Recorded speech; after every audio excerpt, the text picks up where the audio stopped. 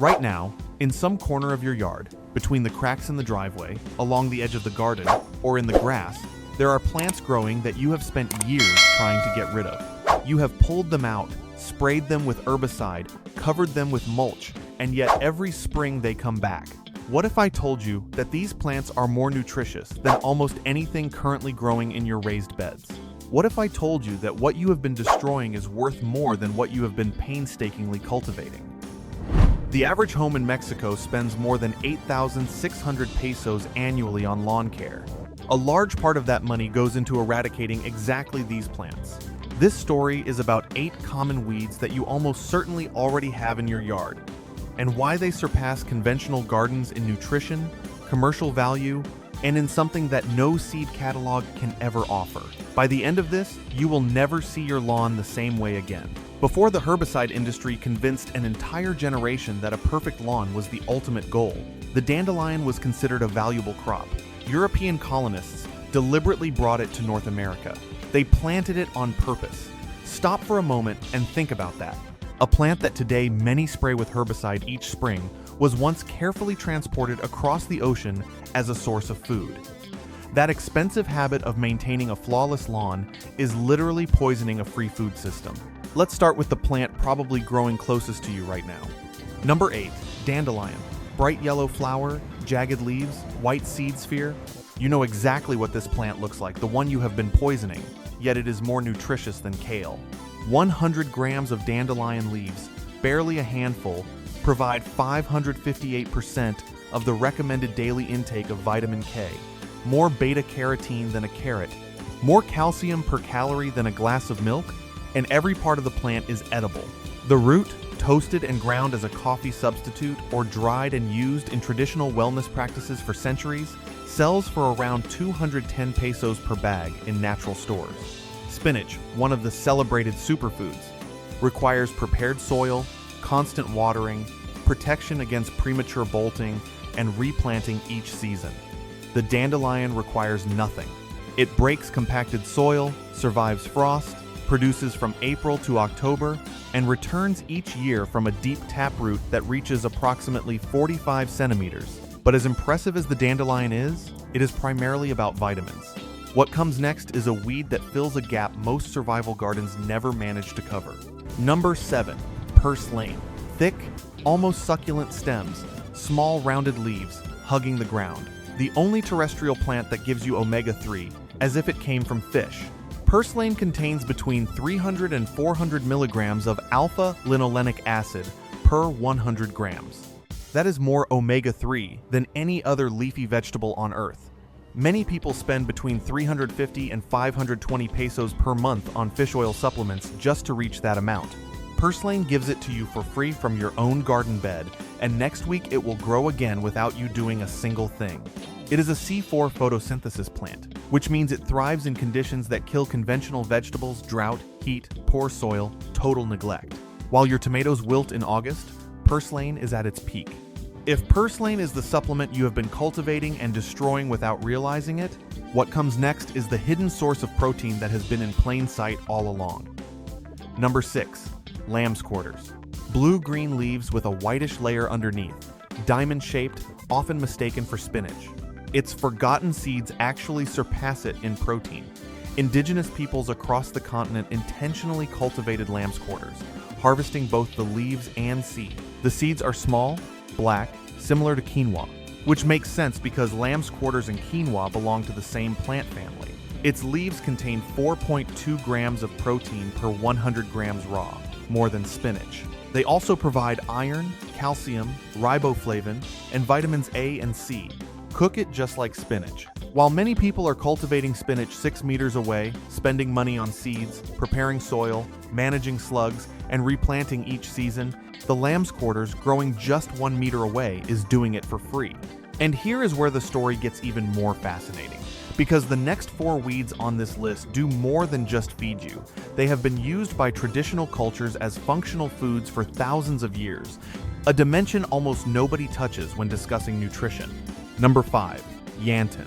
Rosettes of broad leaves hugging the ground, deep parallel veins running through each leaf, thin seed stalks rising straight from the center. The first aid plant that most people mow down without even noticing. Yantin thrives where most vegetables would never even try. Compacted soil, pathways, edges of driveways, places trampled again and again. The harder the soil, the less it seems to matter to this plant. Young leaves are edible, especially when tender, but what made Yantin valuable for generations was never just its ability to feed. For centuries, people kept it close because it was always useful, a plant that nourished a little, helped a little, and asked nothing in return.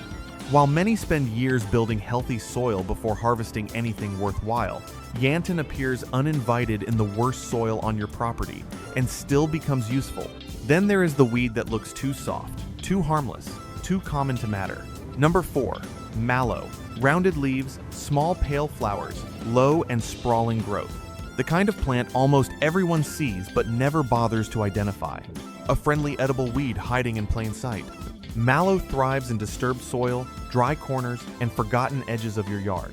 While people pay for delicate leaves that wilt easily, mallow keeps producing edible greens in places where nothing else was even being attempted. Its leaves have a gentle flavor, and when cooked develop a tender texture that made this plant a reliable resource in traditional diets for countless generations. It is not flashy, it is not trendy, it is dependable. Exactly the type of plant that survival systems silently depend on. And that matters more than most realize. Because resilience is not just about nutrients, it is about whether food keeps appearing without constant effort. Next, the plant that fills a gap almost every survival garden has, but almost nobody knows exists. Number 3, oxalis. Heart-shaped leaves grouped 3 by 3, tiny yellow or white flowers. Most people pass by without a second glance. A source of vitamin C growing in your lawn at this very moment. Many mistake it for clover and ignore it. It is not clover. Oxalis gets its sharp, citrusy flavor from oxalic acid, the same compound that gives rhubarb its tang. That taste is the signal that it is one of the best wild sources of vitamin C you can find. Vitamin C is one of the first deficiencies to appear when diets shift towards stored grains and starches. This explains why so many sailors died of scurvy on long voyages, not from lack of calories, but from the absence of fresh plants. Oxalis grows in partial shade, in spaces where almost nothing else prospers, beneath trees, along north-facing fences, filling in the dead zones. It thrives where other crops fail, providing vital nutrition exactly when and where it is needed. Number 2, clover. 3-lobed leaves hugging the ground, white or red flowers. It grows in almost any untreated lawn in North America. The nitrogen factory you have been cutting again and again. Red clover and white clover are legumes. Their roots host bacteria that extract nitrogen directly from the atmosphere and deposit it into the soil. The same biological process that makes beans valuable in crop rotation, except clover does it as a perennial, over a much broader root zone, without any effort from you. Before synthetic fertilizers existed, farmers deliberately planted clover to restore depleted fields. It was a crop, a valuable crop. Then synthetic nitrogen arrived. Suddenly it seemed unnecessary, and we began treating it like a weed. Dried red clover flowers sell for 140 to 260 pesos per 28 grams in herbal stores.